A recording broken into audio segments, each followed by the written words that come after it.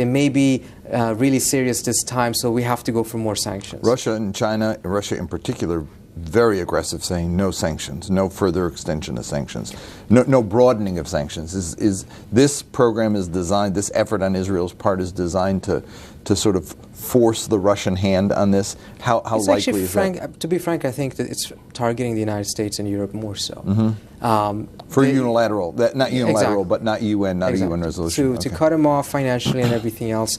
The Russians and the Chinese are clearly not going to go along with this, at least not very easily. The Russians and the Chinese are not pleased at all with the way Libya turned out, in the sense that they did not believe that they voted for a resolution that endorsed military regime change.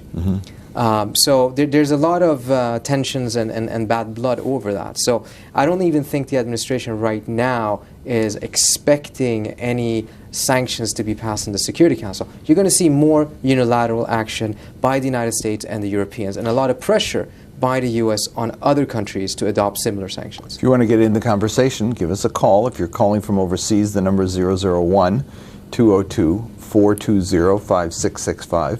If you're calling from here in the U.S., the number is 1-202-420-5730.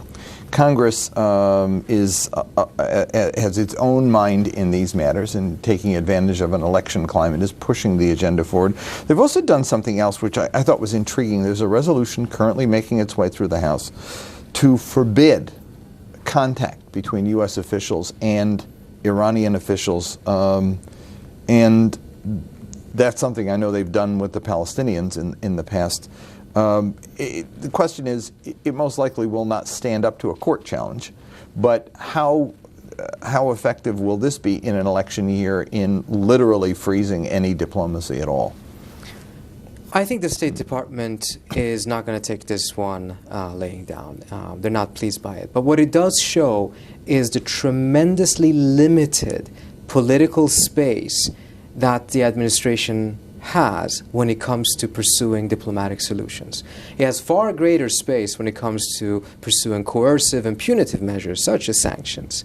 But when it comes to diplomacy, Congress has been very effective in closing that political space. And to be frank, the administration has been quite ineffective and quite weak when it comes to pushing back. But this one measure may be one in which Congress overreaches a little bit, because you can just imagine how the course of history would have changed if, in the middle of the Cuba crisis, American diplomats and officials did not have the right to be able to communicate to the other side. In fact, just to pose it to what Admiral Mullen said just in the last couple of weeks before he left office as the chairman of the Joint Chief of Staff, he said we need to have direct link with Iranians ASAP, because 30 years of not communicating has created a lot of misconceptions, a lot of misunderstandings. And when you misunderstand, you miscalculate. When you miscalculate, you escalate. And there are no de-escalatory mechanisms in place. Here's the thing that intrigues me. We look at it from an American perspective of how the map of the Middle East has changed so dramatically in the last 2 years. But from an Iranian perspective, it has as well. Circumscribing action, but at the same time opening some space. The Iraq War opened space. Iran's taken advantage of that. One would suggest a bit too aggressively in pursuing policies across the Gulf, in strengthening its position in Lebanon, et cetera, clearly in Iraq. At the same time, they're losing ground in Syria.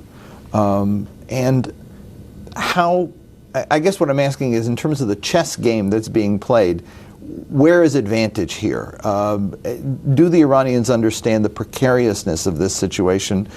Does it limit their options? Are they understanding that rules have changed and that they may be facing a very hostile American environment given the election, despite the fact that they've gained some ground logistically in the region? The American environment tends to vary from hostile to very hostile, so I don't think they necessarily see a significant shift there. But I think Iran right now, or this government in Iran, is a government that has lost its momentum. As you mentioned, it's losing ground in Syria. You asked the question of who's winning. It's shifting very quickly, but I think it's quite clear that the Iranians have been taken quite aback by what has happened. I think they expected and they hoped for the fall of many of these governments in the region that had the backing of the United States. But they miscalculated because they expected that the day these governments would fall, the people would go out on the streets and vent their anger not only against the dictators, but also against America. And so far, we have not seen a strong or not even a weak anti-American dimension in the Arab Spring. And I think that's really surprised Iran and has made it very difficult for them to take advantage of this and try to utilize it for their own favor. On the contrary, I think many of the people in the Arab world that are currently fighting for their own democratic rights do remember that 2 years ago, the Iranian people did the exact same, and they were met with significant brutality by the Iranian government. Let me go to a California caller. Caller, your question. Hello? Hello. Yes, your question, please. My point was the fact that Iran is not allowed to have nuclear weapons because they're looked upon as kind of madmen. But yet, if when people calculate the response to an attack, they put forth that they're going to be rational and not do anything too crazy in a response to an attack. So I find it interesting. On one hand, they're saying they're madmen, they can't be allowed to have a nuclear weapon, but then on the other hand, they're looked upon as being rational if we were to attack them. Let me stop you there and ask Trita for a response. I think the caller has made a very, very important observation. On the one hand, you hear these voices saying that the Iranian government is irrational, they're madmen, they're apocalyptic, they're suicidal. And then on the other hand, the very same elements who then, as a result of this calculation, say we have to have preemptive military strikes, on a dime shift and assume that there is a lot of rationality on the Iranian side when it comes to how they will react to a military confrontation. The caller is absolutely right. And I think it is somewhat disingenuous by those who are making the argument that the Iranian government is not rational. They know very well that it is. They know very well. But the thing is, if you want to make the case for war and preemptive action, you have to eliminate other options.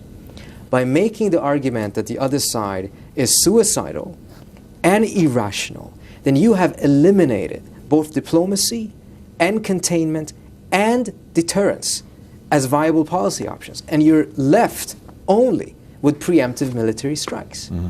Let's go. And that's what this argument is driving the debate towards. Let's go to Morocco for a call. Caller? Hello? Morocco? We don't have Morocco with us. I want to ask you about MEK, the Mujahideen. The delisting issue was supposed to have happened. The decision on that was supposed to have happened. Is it still in the works? And if so, where is it going to go? By court order, the United States has to make that decision by the end of this year. And I think it cannot take much longer than sometime in December. It's a very tricky issue because, unfortunately, if it was simply based on whether this group has the intent and the capability and the history of conducting terrorism, it's a very clear-cut case. There's plenty of evidence that this is a terrorist organization, that it has the intentions to pursue terrorism, and that it has a long history of engaging in terrorism. But because of their efficient use of the weaknesses of the American political system, they have shuffled a lot of money into it and gotten a lot of very, very prominent U.S. officials to speak on their behalf. So they really amassed a major lobbying campaign that has put a lot of pressure on the State Department. And it remains to be seen if the decision will be made on the principles or if this pressure will be effective. Let's go to Florida for a call. Caller? Caller, your question? Hello? Hello. Yeah, your question, please? I wanted to know what the impact would be if the United States insisted that Israel also get rid of its nuclear weapons, and so we have Middle East free of nuclear weapons entirely. Okay, thank you. I don't see that happening anytime soon, but I think ultimately you're not going to be able to move to a more durable, more indigenously accepted and legitimized security architecture for the region unless the issue of Israeli nuclear weapons is addressed. Let me ask you one But last... it takes a lot of political will and courage in Washington. I don't see a lot of that right now. Let me ask you one last question. In terms of the balance of power inside Iran itself, we've been following the story of the president and his travails with the supreme leader. Where is that now, and does this current situation play into his hand or not?